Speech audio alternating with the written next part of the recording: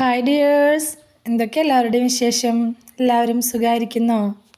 ഇന്ന് ഒരു evening സ്നാക്കിൻ്റെ recipe കൊണ്ടാണ് കേട്ടോ വന്നിട്ടുള്ളത്. നല്ല ടേസ്റ്റി ആയിട്ടുള്ള ഒരു ഈവനിങ് സ്നാക്കിൻ്റെ റെസിപ്പിയാണ്. ഇപ്പോൾ നല്ല മഴയൊക്കെ അല്ലേ, വൈകുന്നേരത്തെ കട്ടൻ ചായൻ്റെ കൂടെ വീട്ടിലുള്ള സിമ്പിളായിട്ടുള്ള സാധനങ്ങളൊക്കെ വെച്ച് ചെയ്തെടുക്കാൻ പറ്റിയിട്ടുള്ള, അതുപോലെ തന്നെ എല്ലാവർക്കും ചെയ്തെടുക്കാൻ പറ്റിയിട്ടുള്ള നല്ലൊരു ഈവനിങ് സ്നാക്കാട്ടോ. ചോറ് കൊണ്ടാണ് ഈ ഈവനിങ് സ്നാക്ക്, ഈ വട നമ്മൾ ഉണ്ടാക്കിയെടുത്തിട്ടുള്ളത്. അപ്പോൾ വീഡിയോയിലേക്ക് പോകുന്നതിന് മുമ്പ് വീഡിയോ എല്ലാവരും ഒന്ന് സ്കിപ്പ് ചെയ്യാതെ മുഴുവനായിട്ട് കാണാൻ ശ്രമിക്കണേ. അപ്പോൾ നമുക്കിത് എങ്ങനെ ഉണ്ടാക്കുന്നത് നോക്കിയാലോ. അപ്പോൾ അതിൽ തന്നെ മിക്സിയുടെ ജാർ എടുത്ത് വെച്ചിട്ടുണ്ട്. അതിലേക്ക് 2 കപ്പ് ചോറാണ് ചേർത്ത് കൊടുത്തുള്ളത്. നിങ്ങൾക്ക് മട്ട അരിയുടെ ചോറോ വൈറ്റ് റൈസിൻ്റെ ഏത് വേണമെങ്കിലും ഉപയോഗിക്കാം. പക്ഷേ ഒരു തുള്ളി പോലും വെള്ളം ചേർക്കാതെ ഇതുപോലെ അരച്ചെടുക്കണം. അപ്പോൾ അങ്ങനെ അരച്ചെടുക്കാൻ പറ്റുന്നില്ല എന്നുണ്ടെങ്കിൽ 1-2 ടേബിൾ സ്പൂൺ മാത്രം വെള്ളം ചേർത്ത് അരച്ചെടുക്കുക. വെള്ളം ഒട്ടും കൂടി പോകരുത് കേട്ടോ. ഞാനിപ്പോൾ തീരെ വെള്ളം ചേർക്കാതെയാണ് ഇത് അരച്ചെടുത്തിട്ടുള്ളത്. അരച്ചെടുത്ത ചോറിന് നമ്മളിതുപോലെ ഒരു ബൗളിലേക്ക് മാറ്റി കൊടുത്തിട്ടുണ്ട്. ഇനി അതിലേക്ക് ഒരു സവാള കുനുകുനാന്ന് കട്ട് ചെയ്തിട്ട് അത് ചേർത്ത് കൊടുത്തിട്ടുണ്ട്. പിന്നെ അതിലേക്ക് ചേർത്ത് കൊടുത്തിട്ടുള്ളത് ഒരു വലിയ പീസ് ഇഞ്ചി കുനുകുന കട്ട് ചെയ്തിട്ട് അതും ചേർത്ത് കൊടുത്തിട്ടുണ്ട്. പിന്നെ എരിവിന് ആവശ്യമായിട്ടുള്ള പച്ചമുളക് കട്ട് ചെയ്ത് ചേർത്ത് കൊടുത്തിട്ടുണ്ട്. പിന്നെ കുറച്ച് കറിവേപ്പില, അത് കുറച്ചധികം തന്നെ ഉണ്ടെങ്കിൽ ചേർത്ത് കൊടുത്തോളൂ കേട്ടോ. അതുപോലെ കുറച്ച് കറിവേപ്പില ചേർത്ത് കൊടുത്തിട്ടുണ്ട്.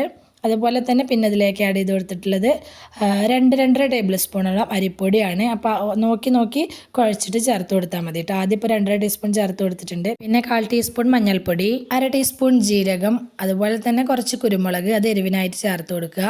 പിന്നെ ഉപ്പ്, അത് നമ്മുടെ ആവശ്യത്തിന് ചേർത്ത് കൊടുക്കുക. പിന്നെ നിങ്ങൾക്ക് ഇതിലേക്ക് കായംപൊടി വേണമെങ്കിൽ അത് ചേർത്ത് കൊടുക്കുക, മുളക് പൊടി വേണമെങ്കിൽ അതും ചേർത്ത് കൊടുക്കുക കേട്ടോ. അപ്പോൾ ഞാൻ എരിവിനായിട്ട് കുരുമുളകും അതുപോലെ തന്നെ പച്ചമുളക് കട്ട് ചെയ്തതാണ് ചേർത്ത് കൊടുത്തിട്ടുള്ളത്. ഇനി ഇതെല്ലാം കൂടെ നന്നായിട്ടൊന്ന് മിക്സ് ചെയ്തെടുക്കണം. നന്നായിട്ട് തന്നെ മിക്സ് ചെയ്ത് യോജിപ്പിച്ചെടുക്കണം. ഇതുപോലെ നന്നായിട്ട് മിക്സ് ചെയ്ത് യോജിപ്പിച്ചെടുത്ത ശേഷം നമുക്കിത് 1/2 മുതൽ 3/4 മണിക്കൂർ നേരം റെസ്റ്റ് ചെയ്യാനായിട്ട് മാറ്റി വെക്കണം. അപ്പോഴേക്കും നമ്മൾ കുഴച്ച് വെച്ചതൊക്കെ സെറ്റായിട്ട് കിട്ടും.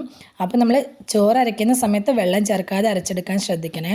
ചോറ് അരച്ചെടുക്കുന്ന സമയത്ത് വെള്ളം കൂടി പോയാൽ അരിപ്പൊടി ചേർത്ത് കൊടുക്കുന്നതിൻ്റെ അളവ് കൂട്ടിയെടുക്കേണ്ടി വരും. അപ്പം നമ്മുടെ വട ടേസ്റ്റ് ഉണ്ടാവില്ല കേട്ടോ. അപ്പോൾ ഇതവിടെ റെസ്റ്റ് ചെയ്യുന്ന സമയം കൊണ്ട് നമുക്ക് ഇതിലേക്ക് ആവശ്യമായിട്ടുള്ള ചമ്മന്തി അരച്ചെടുക്കുക. അത് 2-3 പിടി തേങ്ങ എടുക്കുക.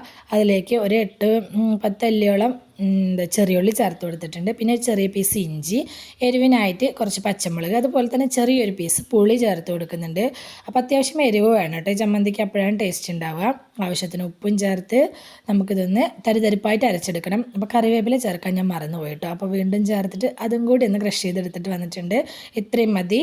ഇപ്പോൾ നമ്മുടെ ചമ്മന്തി റെഡിയായി. ഇത് കടുക് വറുത്തിടേണ്ട ആവശ്യമൊന്നുമില്ല കേട്ടോ. ഇത് ഈ വടയുടെ കൂടെ ഈ ചമ്മന്തി കൂട്ടി കഴിക്കാനായിട്ട് നല്ല ടേസ്റ്റാണ്. അപ്പോൾ അത്യാവശ്യം എരിവും ഒരു ചെറിയ പുളിയൊക്കെ ആയിട്ട് എടുക്കണം കേട്ടോ. അപ്പോഴാണ് ടേസ്റ്റ് ഉണ്ടാവുക. അപ്പോൾ ചമ്മന്തി റെഡിയായി ഇതൊരു സൈഡിലേക്ക് മാറ്റി വയ്ക്കുക. ആ സമയം കൊണ്ട് തന്നെ നമ്മുടെ മാവൊക്കെ ഇവിടെ ഇരുന്നിട്ട്, നമ്മുടെ വടക്കുള്ള മാവൊക്കെ ഇവിടെ ഇരുന്ന് സെറ്റായിട്ട് വന്നിട്ടുണ്ട്. അത് വീണ്ടും ഒന്നുകൂടി കൈ വെച്ചിട്ട് നമുക്ക് നന്നായിട്ട് ഒന്നുകൂടി കുഴച്ചെടുക്കണം.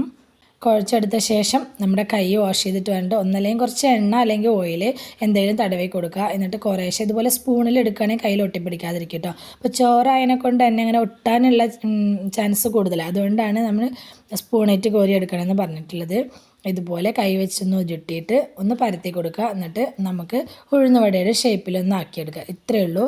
സിമ്പിളായിട്ട് ചെയ്യാൻ പറ്റും കേട്ടോ. ഒന്നല്ലെങ്കിൽ വെള്ളം വെച്ച് കൈ നനയ്ക്കണം, അല്ലെങ്കിൽ ഓയിൽ വെച്ച് കൈ നനയ്ക്കണം. അത്രയും ചെയ്താൽ പെട്ടെന്ന് തന്നെ ആക്കിയെടുക്കാൻ പറ്റും. ഞാനിതപ്പോൾ ഉഴുന്നുവടയുടെ ഷേപ്പിലാക്കിയെടുത്തിട്ടുണ്ട്. ബാക്കിയുള്ളത് എല്ലാതും അതേപോലെ തന്നെ ഷേപ്പ് ചെയ്തെടുത്തിട്ടുണ്ട് കേട്ടോ. ഈ സമയം കൊണ്ട് തന്നെ ഞാനിവിടെ എണ്ണ ചൂടാവാനായിട്ട് വെച്ചിട്ടുണ്ട്. അപ്പോൾ വട ഇട്ട് കൊടുക്കുന്ന സമയത്ത് എണ്ണയ്ക്ക് നല്ല ചൂടുണ്ടായിരിക്കണം. വട ഇട്ട് കൊടുത്ത ശേഷം ഫ്ലെയിം ഒന്ന് മീഡിയത്തിലേക്ക് ആക്കി വെച്ച ശേഷം സമയമെടുത്ത് തിരിച്ചും മറിച്ചു കൊടുത്തൊന്ന് ഫ്രൈ ചെയ്തെടുക്കണം. അപ്പം ഞാനിതിലേക്ക് ബേക്കിംഗ് സോഡ ഒന്നും ചേർത്ത് കൊടുത്തിട്ടില്ല. നിങ്ങൾക്ക് വേണമെങ്കിൽ 1/4 ടീസ്പൂണിന് താഴെ കുറച്ച് ബേക്കിംഗ് സോഡ ചേർത്ത് കൂടി ഫ്രൈ ചെയ്തെടുക്കുകയാണെങ്കിൽ വട കുറച്ചുകൂടി നന്നായിട്ട് കിട്ടും. അപ്പം ഞാൻ ബേക്കിംഗ് സോഡ വേണ്ടാന്ന് വിചാരിച്ച് ഒഴിവാക്കിയിട്ടുള്ളതാണ് കേട്ടോ. അപ്പോൾ ഫ്ലെയിം കൂട്ടി വെച്ചിട്ട് പെട്ടെന്ന് ഫ്രൈ ചെയ്തെടുക്കാൻ ശ്രമിക്കരുത്. സമയമെടുത്ത് ഫ്ലെയിം ഒന്ന് കുറച്ച് വെച്ചിട്ട് ഫ്രൈ ചെയ്തെടുക്കണം കേട്ടോ. അപ്പം ഞാൻ നമ്മുടെ വട മുഴുവനായിട്ട് ഇതുപോലെ ഫ്രൈ ചെയ്തെടുത്തിട്ടുണ്ട്. അടിപൊളി ടേസ്റ്റാണ് കേട്ടോ. പുറം ഭാഗം നല്ല ക്രിസ്പി ആയിട്ട്, ഉൾഭാഗം നല്ല സോഫ്റ്റ് ആയിട്ടാണ് ഈ സ്നാക്ക് ഉണ്ടാവുക. ഈ ഒരു ചമ്മന്തിയുടെ കൂടെ ഈ വട കഴിക്കാനായിട്ട് നല്ല ടേസ്റ്റിയാണ്.